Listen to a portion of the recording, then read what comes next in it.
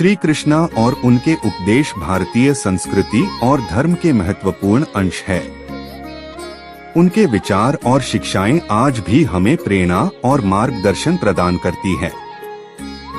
भागवत गीता में श्री कृष्ण ने जो ज्ञान अर्जुन को दिया, वह केवल उस समय के लिए नहीं, बल्कि आज के युग के लिए भी प्रासंगिक है।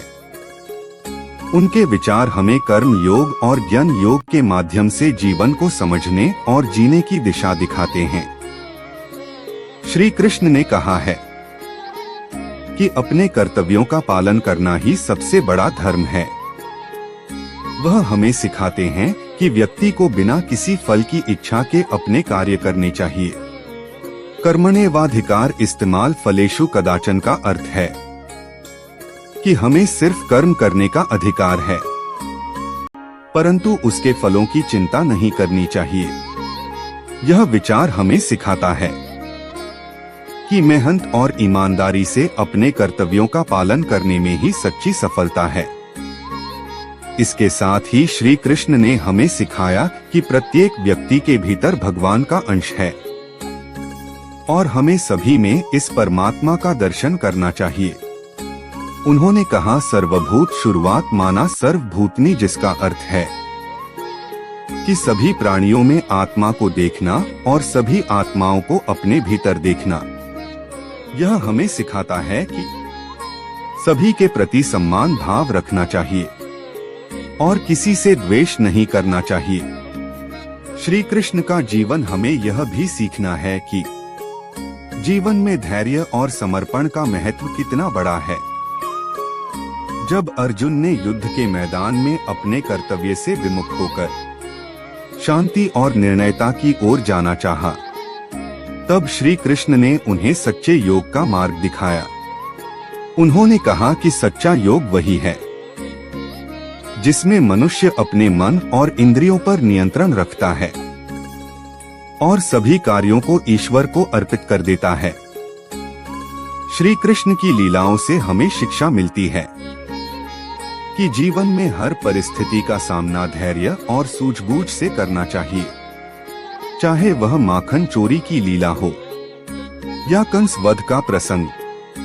हर घटना में श्री कृष्ण ने विपरीत परिस्थितियों में भी अपनी बुद्धिमत्ता और धैर्य का परिचय दिया। उनका जीवन हमें सिखाता है कि कठिनाइयों से डर कर भागना नहीं चाहिए, बल्कि उनका साहस और समझदारी से सामना करना चाहिए। श्री कृष्ण का प्रेम और भक्ति के प्रति दृष्टिकोण भी अत्यंत प्रेरणादायक है। उन्होंने गोपियों और राधा के साथ अपने प्रेम के माध्यम से यह सिखाया कि सच्ची भक्ति वह है जिसमें आत्मा और परमात्मा का मिलन हो जाता है। यह प्रेम निस्वार्थ और शुद्ध होता है, जिसमें किसी प्रकार की अपेक्षा नहीं होती। उनका यह संदेश हमें सच्चे प्रेम और भक्ति की राह पर चलने के लिए प्रेरित करता है। श्री कृष्ण का जीवन और उनके उपदेश हमें यह सीखते हैं कि जीवन को प्रेम, समर्पण, कर्तव्य, निष्ठा और धैर्य के साथ जीना चाहिए। उनके विचार और शिक्षाएं हमें हर कदम पर सही मार्ग दिखाते हैं और हमें एक अच्छे और सच्चे मानव बनने की प्रेरणा देते हैं। श्री कृष्ण के आदर्शों को अपनाकर हम अपने जीवन को सार्थक और सफल बना सकते हैं।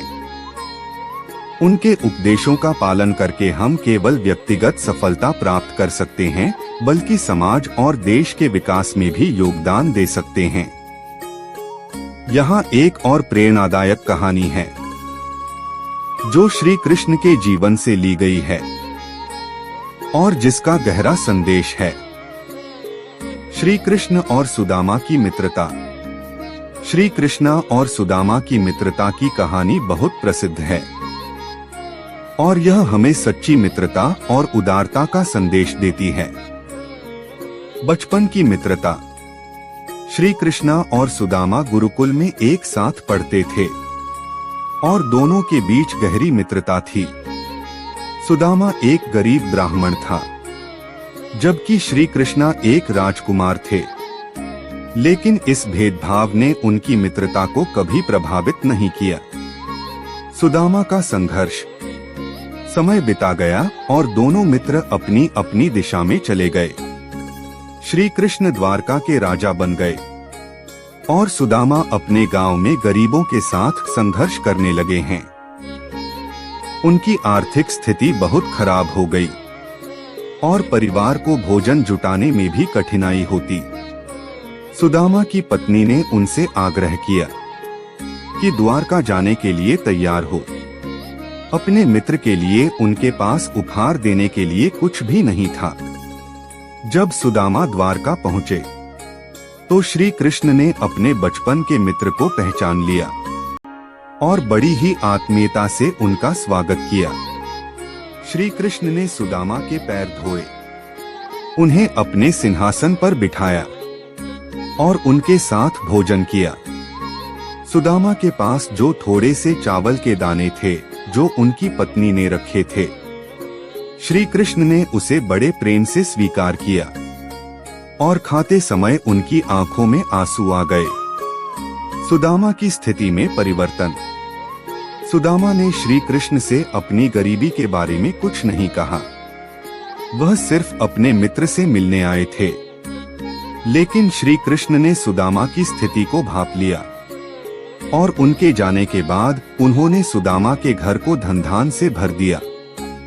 जब सुदामा अपने गांव लौटे तो उन्होंने देखा कि उनका पुरानी कुटिया एक सुंदर महल में बदल चुकी थी और उनके परिवार की सभी समस्याएं दूर हो गई थी।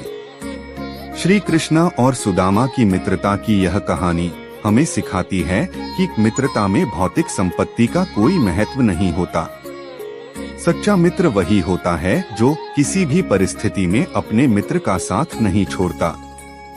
श्री कृष्ण की उदारता और सुदामा के प्रति उनका प्रेम हमें सिखाता है कि मित्रता और उदारता से बड़ा कोई धर्म नहीं।